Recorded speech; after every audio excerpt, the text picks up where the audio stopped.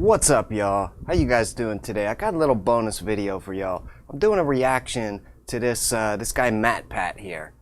So Matpat has a YouTube channel called Game Theory. This is one of the very first YouTube channels I ever watched and subscribed to. This is Matpat's interview with the CEO of YouTube, Susan Wojcicki. Her last name is just as easy to understand as the YouTube terms of service. So here we go. We got Matpat standing up for gamers, pushing back against big corporate censorship. All my children play games, and so that is probably the main way at this point in my life that I'm interacting with gamers. I play with them sometimes, and they all play with each other, and they tell me about what they love about it, and sometimes I'll play with them. But that's, I think. I wish I could say I have tons of time to always be playing games, but I think Wait, you want me also to be focused on all the issues. So right there, you got Matpat laughing at this joke, and this is clearly throwing shade at gamers. Okay, I don't have a lot of time to be playing games, so she doesn't seem to really appreciate the fact that she's talking about a huge industry, a huge sect of the free market. This whole gaming thing that she plays sometimes. This is generating billions and billions of dollars for companies all over the world. These guys are here on YouTube playing games and making tons of money and entertaining people for like thousands of hours. But I don't understand how Matpat can sit there and smile and laugh and not understand that he's being insulted right to his face.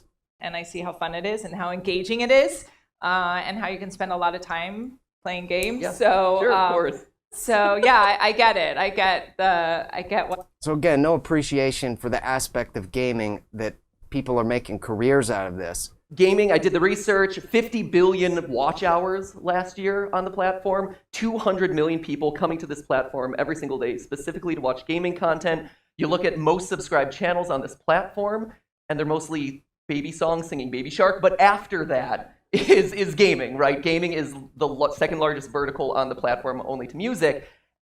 Okay, right there he mentions music. Now, I think this might be a point where musicians and gamers can actually come together and share a little bit of distrust for these platforms. Because the kind of music that YouTube is going to be friendly towards is the big major celebrities, the Billboard chart-topping artists that are backed by millions of dollars in production companies and publishing companies. You know, the kind of companies that YouTube does backroom deals with in order to generate all kinds of secret money behind the scenes. And I actually did a video about this called UMG Strikes Out. If you're interested in some of the, less kosher methods YouTube has for making money. And yet, if you were to ask a lot of people sitting in this room right now, I think they would probably say that they feel a second-class citizen on this platform. I think a lot of musicians and indie artists and music teachers probably feel the same way. YouTube is more than happy to prop up its beauty creators, its vloggers, its educational YouTubers, and yet gaming... Again, right there, they're not, actually. They're not propping up their educational YouTubers, especially not music teachers. What they're doing is they're siphoning off the little bit of AdSense revenue that they have, and they're redirecting it back to these huge companies such as Universal Music Group. Kind of feels off to the side, right? They're not invited to the Met Gala like the vloggers are. Did you want to go to the Met Gala? Who wouldn't want to go to the Met Gala? So here, I'll invite you to this gala so that you'll like me and ask me easier questions. Sure. This is really your first interview with a gaming creator, right? Wow. There's all sorts of stuff out there that feels like gaming is kind of a second thought. It feels like we're being segregated off from the rest of YouTube, even though we're delivering a huge value to this platform. So what are your thoughts on that? Is this a true feeling? Is there a reason why gaming kind of feels like its own entity relative to the greater YouTube community? So I think, as you can tell, I was clear just to ask whatever is on your mind. And not edit it in any way. I was surprised your team let some of these questions through. Of course. No, yeah. I want So right there, Matpat lets it slip that he actually had to get all of these questions pre-approved by Susan Wojcicki's team. So this is not actually anything that's on Matpat's mind. These are pre-screened, pre-censored, very directly edited questions to make YouTube look good as a business. And my answer would be no. I mean, gaming is an incredibly important part of our. Oh, big shocker. Susan Wojcicki's answer is no. Gamers aren't second-class citizens. No, why would you think that? It's not like you have evidence and data and facts and statistics to back up that exact claim. No, all of that, you can throw that out the window. Ecosystem. It's why I'm here. It's why we're having a gaming summit. I mean, I'll tell you, when I first got to YouTube, which I've been there for 5 years, I immediately said, this is an important area and we need to be investing. And I assembled the first team that was dedicated from an engineering perspective to supporting gaming on our platform.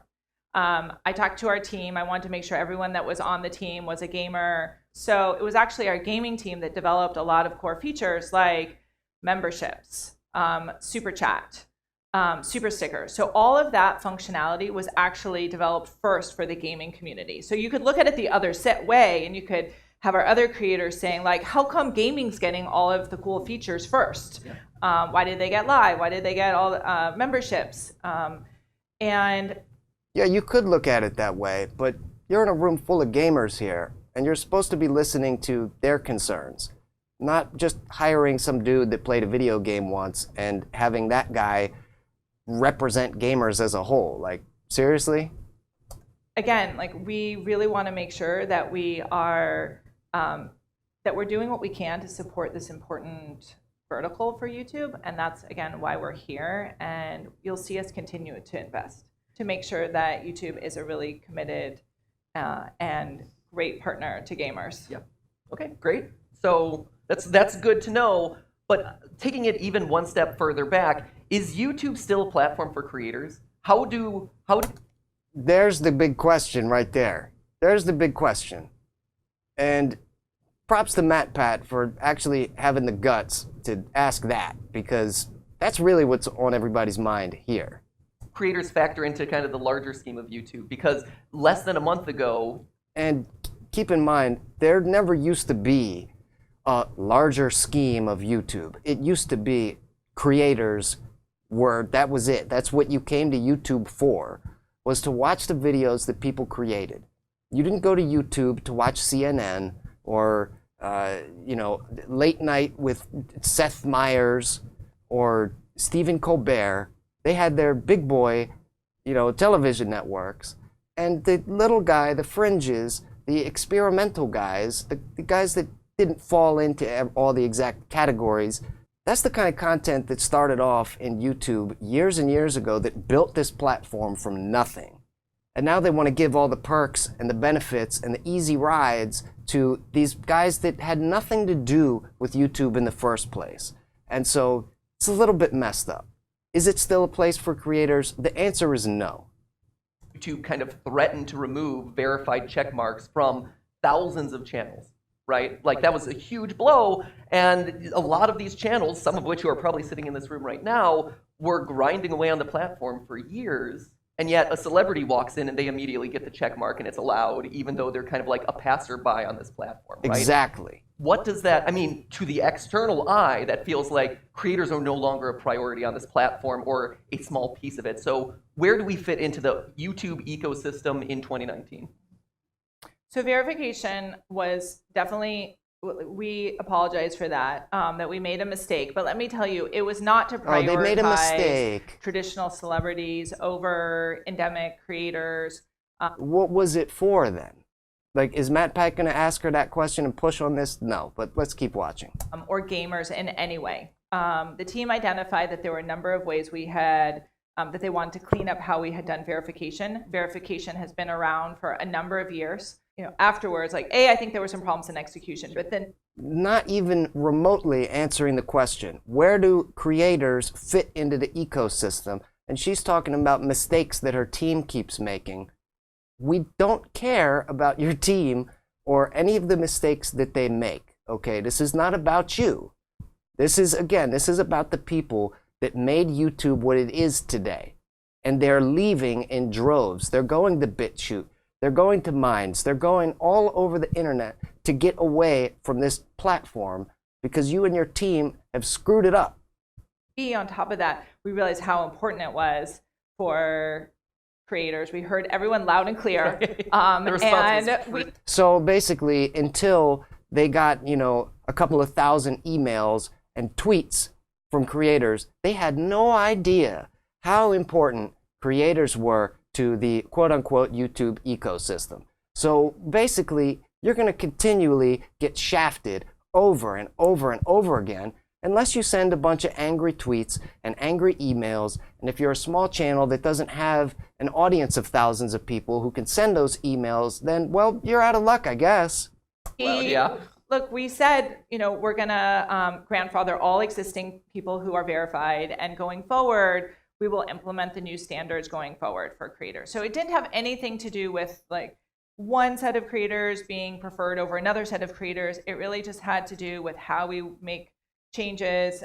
No, it didn't. It had to do with non-creators being preferred over the actual creators. That's what this comes down to. And trying to make verification more fair for everyone. Okay. And to be clear, we go to extraordinary lengths to try to make sure that we are fair for. Is that fair? Is it fair to say that you have to provide proof, that you have to provide news articles talking about you and talking about your brand and your channel? You have to prove that you're already popular in the old, antiquated circles of media in order to become verified on YouTube. Is that really fair? You can clearly see what they're trying to do here. Just take one look at the trending page and then go to a little channel known as PewDiePie, which, by the way, PewDiePie is not mentioned one time in this entire interview. This is supposed to be about gamers. He was the original OG gamer. And he's like Voldemort. He shall not be named. Go look at PewDiePie's channel and look at the amount of views he gets on his videos.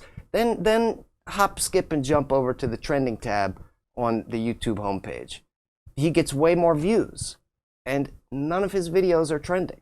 So now the trending tab has been repurposed as a little handicap helper for the people that YouTube think should have bigger followings, but just don't, because, nobody on YouTube wants to watch them. She's kind of answering the question here, but her answer doesn't mean what y'all think it means. Everyone, not just one vertical versus another, not like gaming versus music or traditional celebrities that come from TV versus creators that got started on YouTube. Like, we're trying to think about how can we enable our overall platform and our users who come and enjoy all types of content. How can we make sure that everyone is having a better experience? But how about this? The creators that started out on YouTube should get the preferential treatment, not the celebrities that got their fame in traditional media. If anything, they should be pushed back to make it easier for people that started on YouTube. That's how you prioritize your creators. That's how you would let everybody who is a YouTuber, that's how you could let them know that you have their backs. We make sure that we have the right monetization for creators, no matter what background they are. And we also see that creators change, that they may do a combination of different types of media and cover different types of events. And so, again, we want to support and be fair. But they should be consistent. To everybody. Okay, fair enough. Speaking of, that's not fair enough. No. Article 13. It then it passed. Renamed. It's now Article 17, right? It's like a shell game, right? Yes. It's almost like they're trying to hide it. Go figure. But basically, this is the meme killer legislation, which requires platforms to have stricter policies around content uploaded onto their platform that might contain copyrighted works, right? So this is another point. I think gamers and musicians, or at least music YouTube channels, it's another thing we have in common right here, is that a lot of artists and indie musicians are doing cover songs. And that's actually suggested and encouraged on the part of YouTube. And yet, thanks to Universal Music Group and the fact that they can claim whatever video they want whether it actually infringes copyright or not. They can claim whatever they want and just take all of that, whatever ad revenue is there, is essentially theirs. Because according to the deal between YouTube and UMG, Sony, they can claim whatever they want. It doesn't actually have to infringe copyright. They have complete, full autonomy, carte blanche, to take as much revenue as they want from whichever creators they want. There's no restrictions on it. The idea that YouTube is just here to protect intellectual property and make sure that the correct copyright holders get the money that's due to them is complete nonsense. Because there's this little thing called fair use, which YouTube tends to ignore a lot of the time. YouTube has enjoyed tremendous success. And as we've grown and as we have more users and as we have more creators. Thanks to the creators back in 2007, 2008, there certainly has been a lot more scrutiny. And that has come from regulators and policymakers and press and many other places. And translation, they're afraid of the dinosaur media, the news companies, the journalists, and they're in bed with the federal government. And, we want to make sure, A, that we're transparent, so we're talking to them and explaining what we're doing and explaining all the benefits that come from that. And YouTube is just known worldwide for their amazing transparency. In the background, we adjust things or we make our system compliant, and it's something that you as creators don't really need to worry about. Don't worry about it. We're making all kinds of changes, and you just don't even really need to know. But we're so transparent. Try to make it so that most of the time that's what's happening. Yeah. So just real quick, some of the stuff I'm skipping over as they go on to talk about violence and virtual violence versus real life violence, and that, you know, Miss Wojcicki realizes there's a difference there. Amazing. Is there a reason why, if there is kind of a list of watchouts or demonetization flags, that YouTube isn't public about that stuff? Like, hey, this is... Because then you would know when they change it. Obviously, if they can keep it a secret, they're going to keep it a secret, dude. The amount of cursing that you're allowed, or like one censor beep is ultimately going to get you removed from restricted mode. Things like that. Because, like I said, I think a lot of us in this room aren't looking to necessarily game the system, but play by the rules. And I know that YouTube in the past has said, like, oh, we don't want the bad actors to take advantage of this system and find new loopholes that they can hop through. But at the end of the day, those bad actors are operating at such a different scale than us as creators anyway. Can't we be empowered with tools to help us make better content and feel more comfortable and confident on the platform? Short answer, no. So the question is, why doesn't that list exist if it does? Well, we've definitely heard that, and we have been opening up, really policy by policy, a lot more information for creators overall in terms of publishing that. So, for example, with profanity, since you brought that up, we actually have been doing we do creator insider videos regularly as a way of addressing challenges that creators are interested in. We talked about profanity there, and they identified a few areas, which is that whether or not there's profanity in the title, a thumbnail. Define profanity, please. You can't. I think videos are complicated. I've learned that whenever someone has an issue about their video getting in one state or another, I'm like, it's complicated. They're like, we need to see it, and you need to see the context. And so, yeah, there's nothing complicated about taking a video down and providing no explanation for why that video has been taken down.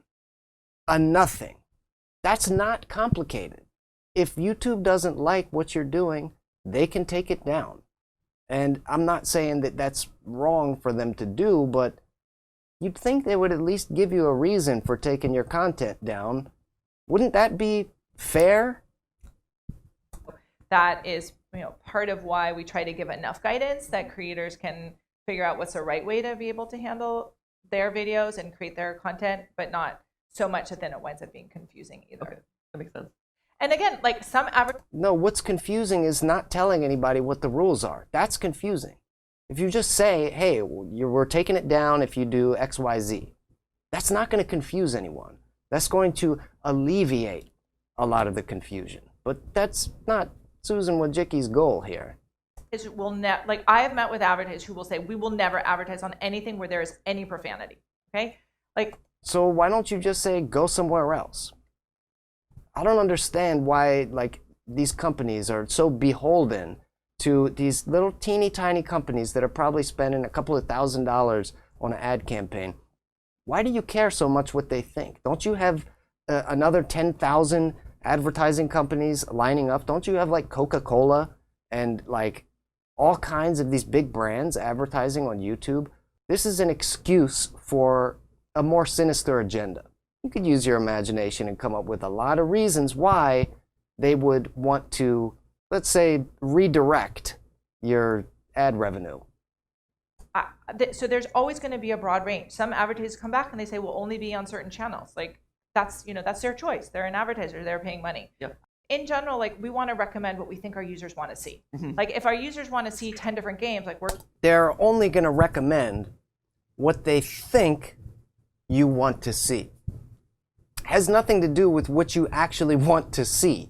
It has to do with their conception and their data and their best guess.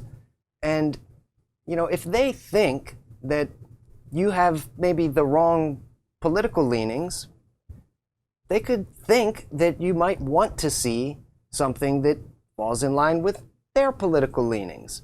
You don't know better. You don't know what you want to see. But the overlords at YouTube, they know, you see. They're going to impose their utopian Silicon Valley ideology on billions of people all over the world. People might want to watch something that's totally fake, total conspiracy, total nonsense. Somebody might want to watch that. I might want to watch that. I'm a pretty outside of the box guy. I don't understand where these guys get off thinking they can tell you what to watch and what not to watch. And not only that, is that they have their thumbs on the scales, they have their fingers on all the buttons, and they have complete control over what you can see and what you can't see. So they're really not making it fair. What they're doing is called gatekeeping. And they're blocking out different types of content that they will deem unworthy and not advertiser friendly.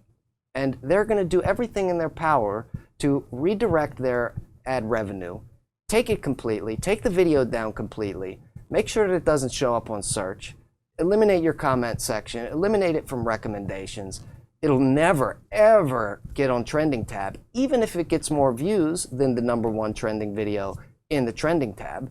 So they have dozens and dozens of methods of enforcing their conception of what they think you want to see.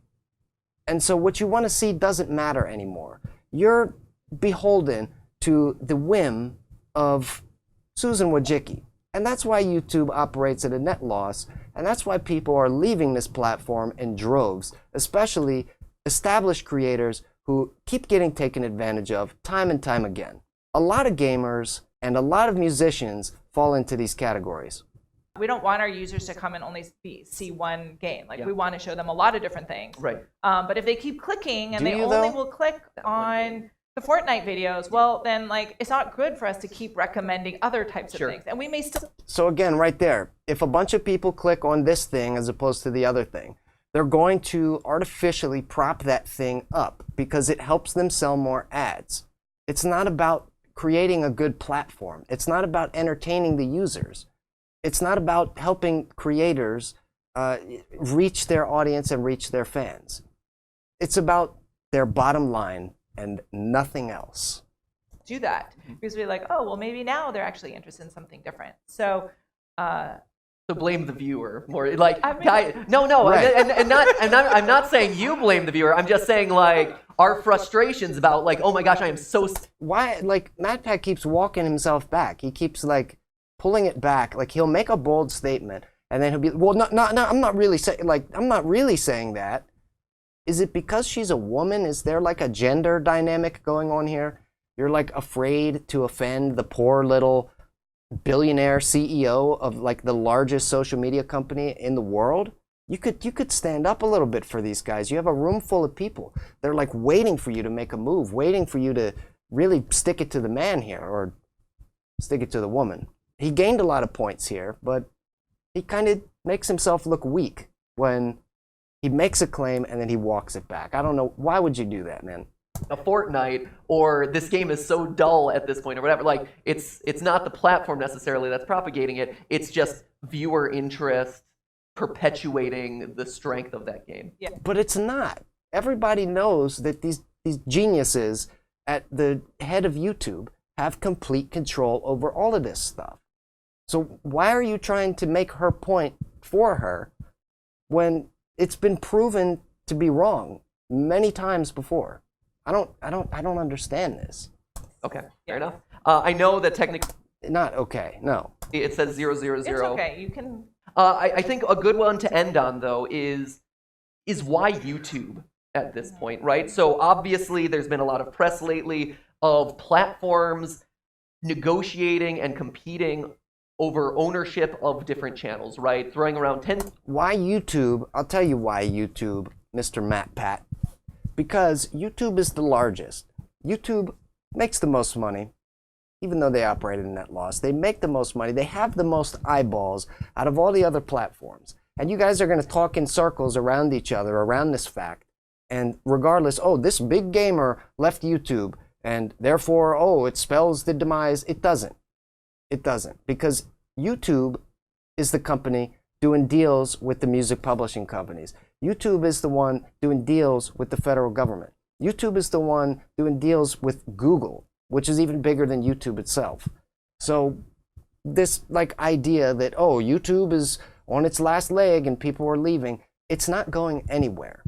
The only thing that can happen that will affect YouTube is if there's this mass exodus of creators and people stop making videos and people stop letting their content get taken away from them. They stop letting their ad revenue get stolen directly out of their pockets when their videos are falling within fair use and falling within the law. And these companies are taking advantage of the laws, doing backroom deals with other big billion-dollar corporations. That's the only thing that's going to affect anything. It's the only thing that's going to make any of this change.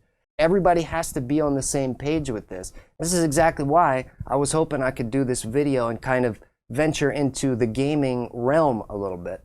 I was hoping that there are some gamers out there who watched this interview and were sitting here like, what gives? Why are you sitting there listening to, she's telling you exactly what she's doing. And it's like Matpat's not understanding it. It's like he's not hearing what she's really saying. I hate to be derogatory towards gamers because it is a huge booming industry, but are you guys really spending all your time playing games, with your head in the clouds, and you don't have time to really be involved in the important issues and the politics of these platforms? And so you keep uploading videos and wondering why nothing's changing. Why does it keep getting more difficult? Why does it keep getting more confusing? Why do you keep getting taken advantage of? And then you say, well, it's not my problem. You go back to playing your game, just like so many musicians do with their music. But let me know what you guys think in the comments below. What do you think about this idea of gamers and musicians really having a lot in common? Let me know in the comments, and make sure to hit like if you like this. Ring the bell, subscribe to this channel. I digress. YouTube is a company that is filled with people. The only thing that we're doing is trying to figure out how can we build a better product for all of you. But just stop trying to make it better. It was fine in 2015. You keep making it worse. You admitted it yourself. How many people have created channels or gaming content in the last What was it, 9 months? 30 million channels? 30 million people have come. You don't get those numbers if you don't have a product that. Okay. She's going to say, you don't get those numbers if you don't have a product that's really good. Yes, you do. It's called a monopoly. It's called a technopoly. That means you don't actually have to have the best product and the best platform. It means because you're a crony capitalist company, because you're a bunch of cronies, you can attract millions and millions of people to your platform. And guess what? Just because you've attracted them here and they've started channels doesn't mean they're going to stay here. And it doesn't mean they're having a good time when they are here. And stop buying into this lie that you can just start a channel and get famous. It doesn't work like that anymore. And if you don't actually have a passion for what you're creating, regardless of the amount of people, if you can't do what you're doing on YouTube with 0 views and still be happy and still enjoy doing it, this is not the place for you anymore. You know where I get more views than YouTube? On BitChute. This is not a lie. When I upload a video on YouTube and BitChute, within an hour, I have more views on BitChute than I do on YouTube. And this is every single video, regardless of whether it's a song, a music video, a jam session, a podcast. It always does better on BitChute. Unless you guys can threaten their bottom line, seriously, they're not going to change. And they're going to still attract 30 million new gamers every single month. And their service is going to keep getting worse. So that's why you have 30 million gamers. That doesn't work, right? So I mean, our product Wrong. works, and we expect, No, we it expect doesn't. you to be thoughtful about who you partner with. But our goal is like to be the best place, to be the place where you're going to get the most views, you're going to get the most revenue, you're going to be able to engage with your fans. But you're in not. the most You're compelling objectively way. not. And it's good. It's competitive. Like it's good because that means that we're all working hard and thinking about how. Here's the thing about being competitive. YouTube is not competitive. They don't have to be competitive. They're owned and operated by Google. And with all of that data that they've stolen from millions of people, they do not have to actually be competitive. Susan Wojcicki has to do is fly in from this state to this state and go to this little summit here and give a, barely a 40-minute long interview, and everybody's happy. Everybody's, good job, Matpat. Great interview. Wow, this was better than 60 minutes. Awesome. Dude, brilliant. Really, guys? Really? You're going to buy this? You're going to believe this? Okay, all right. The verification button, it doesn't exist for creators, but does exist for celebrities. There's all these massive changes. It exists for everybody in the same way. Sure. Okay. Yeah, you say if like Billie Eilish comes onto the platform without 100,000 subscribers, she's not going to get a check mark until she gets 100,000 subscribers. Yeah, I mean. Yeah. Is that true? Let me have to look into it. But no, that's not true. She's gonna tell you that's true, but that's not true. If this was my interview, the entire interview would have gone like that exchange right there. That's how the entire 30 minutes would have gone. But Matpat cannot bring himself to really push back. And I'm not hating on Matpat here. I love this dude. He's taught me more about YouTube than practically any other creator. And his content is great. He's consistent. He knows what he's doing, okay? I guess he's not the best guy to be having this interview. He depends on her for his livelihood and his revenue, his income. So his bottom line depends on Susan Wojcicki. Susan Wojcicki's bottom line depends on Matpat being a good little boy, and falling in line, and not asking too hard of questions, but saving face in front of the room full of gamers. I can't even watch another nanosecond of this. I'm getting too upset. Need to calm down and get to bed. It's very late. Let me know what y'all think. Definitely subscribe, hit the like button, hit the bell. Share this video with all the gamers you know, and share it with all the musicians you know as well. I think this is a good point for musicians and gamers to come together. Maybe we can actually affect some change. I'm not expecting this video to go viral or anything, but I enjoy doing this for the sake of, at least I said what I felt in my heart. And even if nobody hears it, I was at least honest with the world, and I called it before it starts happening.